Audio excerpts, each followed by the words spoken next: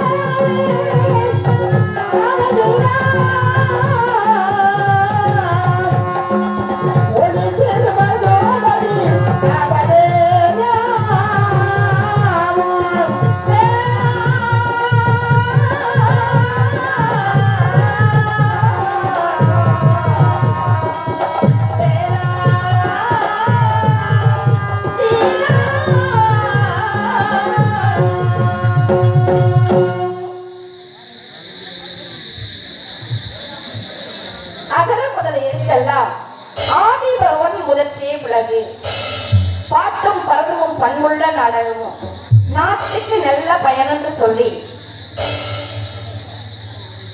ஊர் மக்கள், பொதுமக்கள் அனைவரும் நலமாக வாழ வேண்டும் என்பதற்காக கோயில் திருவிழா முன்னிட்டு சம்பூர்ண ராமாயணத்தில் 7வது கண்டம் லகுமுதா என்ற ராம நாடகத்தை வைத்திருக்கின்றார்கள். ஆண்டோரும் நல்ல உள்ள படைத்தவர்கள் அனைவருக்கும், ஊராட்சி மன்ற தலைவர்களுக்கும், பெருமன்றுக்குரிய வருகை இருந்திருக்கும் காவல்துறை அதிகாரி ஐயா அவர்களுக்கும், மற்றும் மதிப்புக்குரிய பாசத்திற்குரிய தாய் தங்கைகளுக்கும், அருமை சகோதர சகோதரர்களுக்கும், அன்பார்ந்த நாடகள ரசிகர் பெருமக்களுக்கும், பெண்ணார் நாடு நடிகர் சங்கத்தின் சார்பாகவும் என் சார்பாகவும் மனமான நன்றி. வணக்கம் வணக்கம் வணக்கம்.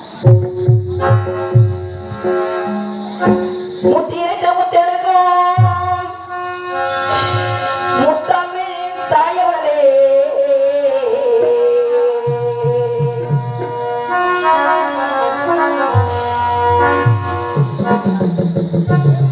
நித்தம்